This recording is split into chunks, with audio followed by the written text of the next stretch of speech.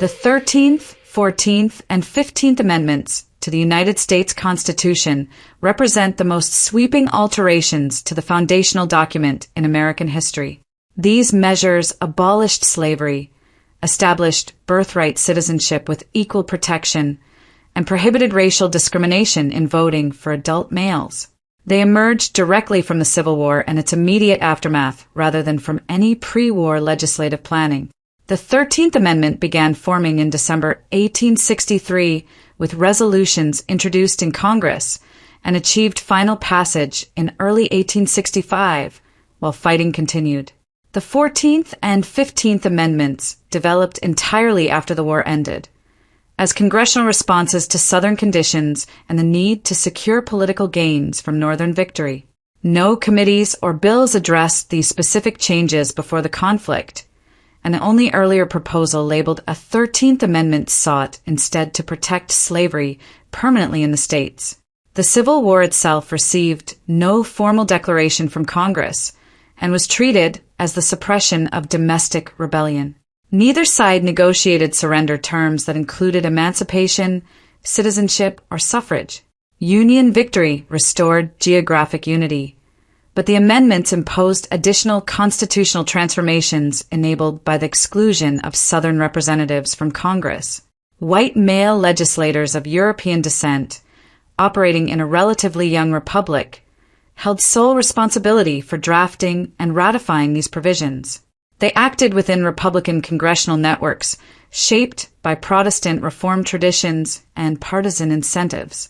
The amendments passed because military success created a temporary power imbalance that allowed Republican majorities to meet the high thresholds of Article 5. Once ratified, the changes became nearly impossible to reverse, embedding broad principles that reshaped citizenship, federal authority, and political participation for generations. These amendments carried profound long-term implications. They produced an unprecedented experiment in immediate, unconditional emancipation followed by citizenship and suffrage without assimilation programs, economic safeguards, or gradual implementation. The legislators who enacted them combined moral conviction about natural rights with practical political calculations. Their decisions reflected the unique conditions of post-war dominance rather than universal precedent or careful foresight regarding social cohesion and civilizational continuity. The resulting constitutional framework has governed the nation ever since, its effects extending far beyond the 19th century into ongoing debates about equality, power, and national identity. The process illustrates how victory in civil conflict can enable transformative revision of the fundamental law. Origins and legislative sequence of the amendments. The 13th Amendment originated during the later stages of active combat. Resolutions first appeared in Congress in December 1863, once Union victory seemed likely. The Senate Judiciary Committee merged competing proposals and passed its version in April 1864. The House approved the joint resolution in January 1865 after sustained lobbying efforts. Ratification by the required number of states concluded in December 1865. This amendment made nationwide abolition permanent and irrevocable.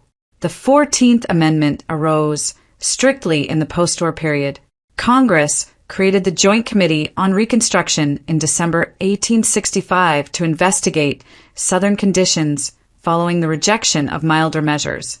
The committee produced the amendment in June 1866, and both houses passed it that month. Ratification occurred in July 1868. The 15th Amendment followed in February 1869 with ratification completed in February 1870. No pre-war legislative committees or planning addressed any of these amendments. The conflict escalated through sectional tensions over territorial expansion and political power, culminating in Southern secession after the 1860 election and the attack on Fort Sumter. Congress treated the events as rebellion rather than declared war between sovereign nations. The Union's initial goal centered on preserving the national union rather than immediate emancipation. Southern secession aimed to protect the institution of slavery. Military surrenders ended armed resistance, without political terms regarding the status of freed people. The amendments, therefore, represented congressional initiatives that became possible only after Northern victory created favorable conditions. The 13th Amendment advanced while fighting continued, yet the 14th and 15th belonged fully to the Reconstruction era once Southern delegations faced exclusion from Congress. The sequence demonstrates how military outcomes opened a narrow window for constitutional overhaul. Southern states ratified the 13th Amendment under provisional governments as a step toward normalization. Full readmission with congressional representation required stricter conditions centered on the 14th Amendment. Congress withheld seats from Southern representatives until states met its demands, using its authority under Article I, Section 5 to judge qualifications of members. This exclusion produced veto-proof Republican majorities that drove the later amendments. The process relied on the decisive advantage gained from victory rather than mutual agreement or negotiation. The amendments, once embedded, proved resistant to change, their broad language ensuring enduring impact on the constitutional order. Key figures, networks, and religious foundations. Legislative leadership came from white Protestant Republican members of Congress. For the 13th Amendment, Representative James Mitchell Ashley introduced the initial resolution in the House in December 1863. Senator Lyman Trumbull chaired the Senate Judiciary Committee and refined the final language. President Lincoln provided strong support through the 1860 for platform and personal lobbying. For the 14th Amendment, Representative John A. Bingham served as the principal drafter of Section 1, crafting the language on citizenship, privileges or immunities, due process, and equal protection. Representative Thaddeus Stevens acted as the dominant floor leader in the House, while the Joint Committee on Reconstruction shaped the overall text. For the 15th Amendment, Senator William M. Stewart guided the measure through the Senate Judiciary Committee and secured passage of the narrower final version. These figures operated within Republican congressional networks rooted in anti-slavery, constitutionalism, and state-level reform circles. Their associations included party caucuses and Protestant reform traditions influenced by the Second Great Awakening. Evangelical and Congregationalist ideas framed slavery as a national sin incompatible with Christian equality and natural rights. This religious foundation supplied the moral language that legislators translated into constitutional provisions. Jewish participation in Congress remained marginal, with only 2 representatives serving during the relevant sessions. One aligned with Republicans on some votes, but held no leadership role, while the other opposed the 13th Amendment. No documented networks connected Jewish figures to the principal sponsors or drafting processes. The amendments, therefore, emerged from the actions of white Protestant legislators exercising authority granted by Northern electorates. The networks remained domestic and partisan rather than external or coordinated across ethnic lines.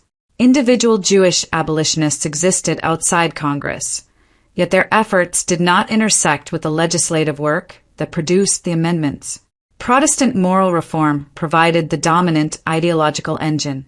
The legislators viewed their task as correcting a fundamental flaw in the original Constitution and fulfilling founding principles of liberty.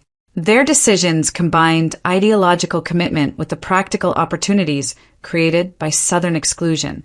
This combination enabled the passage of measures that ordinary peacetime politics would have blocked. The resulting amendments reflected both the religious currents of the era and the raw exercise of post-war power. Ratification, coercion, and congressional authority. Ratification of the amendments unfolded under varying degrees of federal pressure at the state level. The 13th Amendment secured approval from provisional governments established by President Johnson in late 1865. These civilian bodies acted without full military oversight.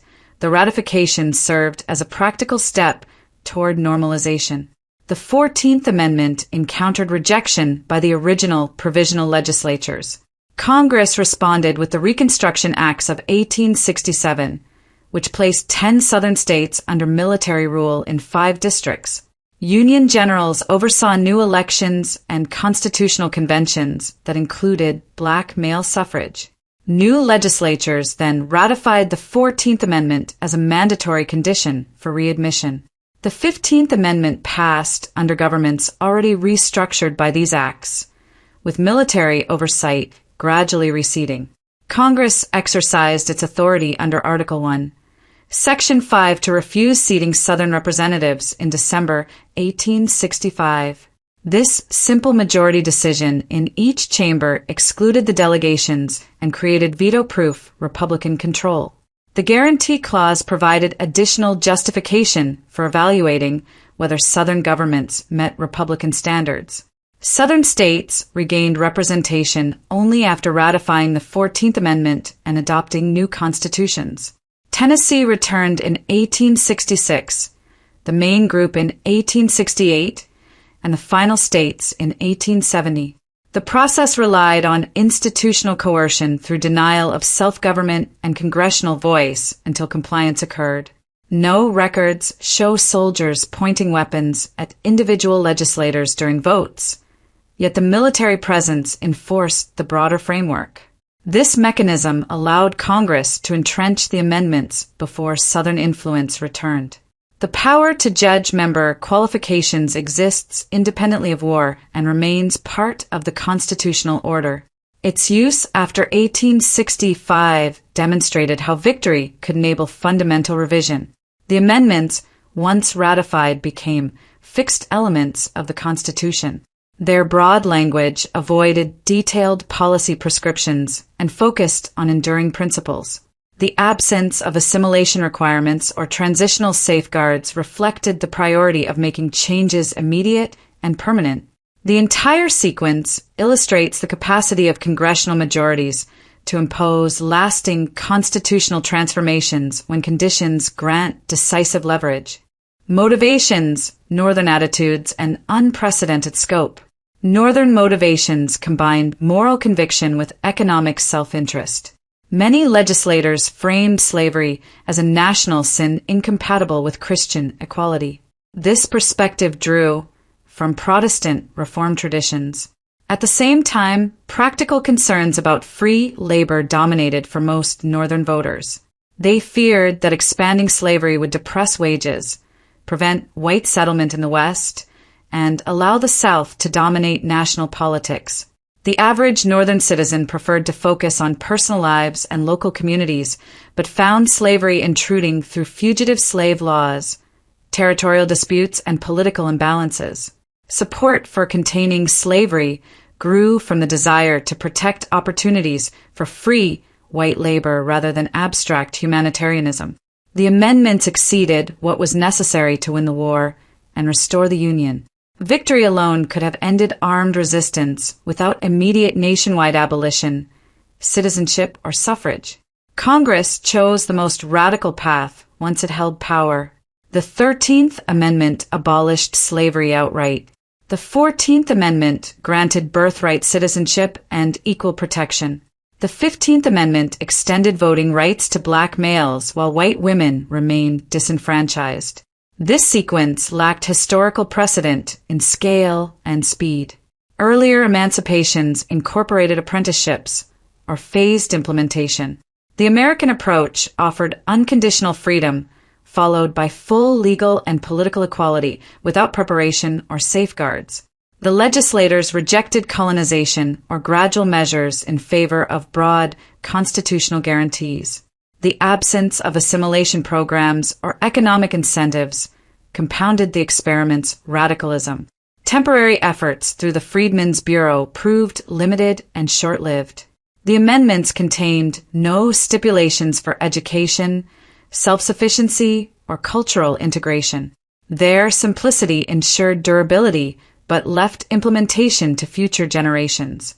This approach reflected ideological commitment to natural rights and the urgency of locking in changes before political conditions shifted.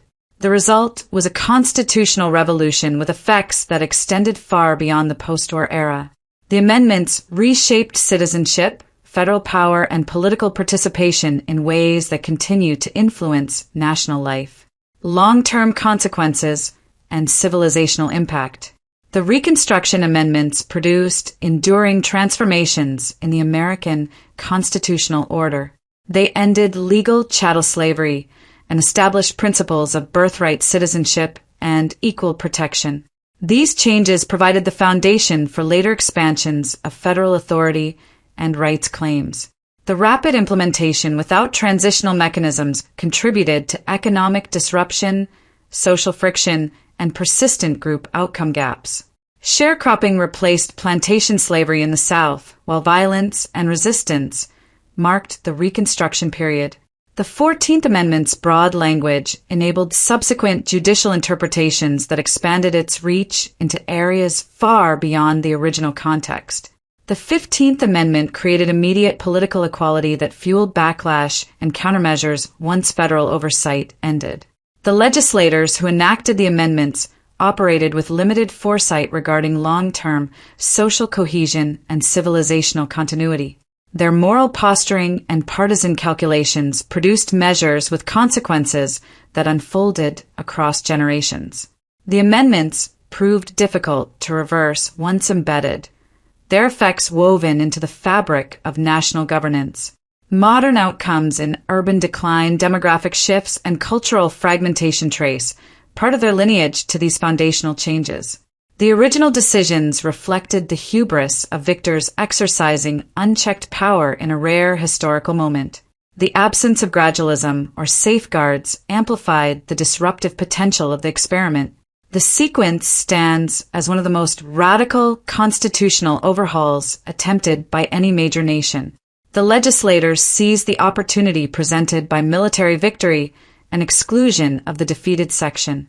Their choices combined genuine conviction with short-sightedness about human nature and social order. The resulting framework has governed the Republic ever since, its provisions shaping debates over equality, power, and identity. The amendments illustrate both the potential and the risks of transformative change imposed through constitutional means. Their legacy remains contested because the transformations they initiated continue to generate profound and unresolved tensions in American society.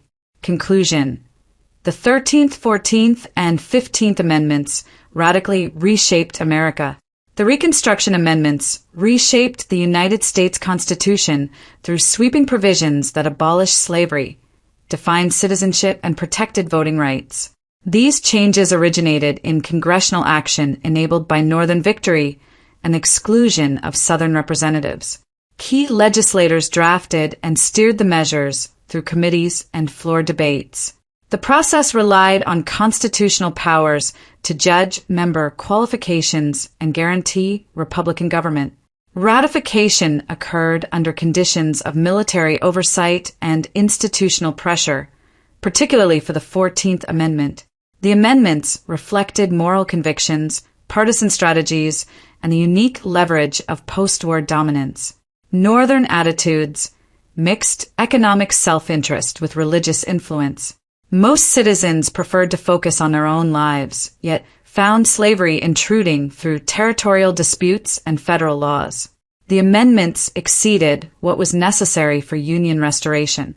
Their unconditional and immediate character lacked historical precedent and transitional mechanisms.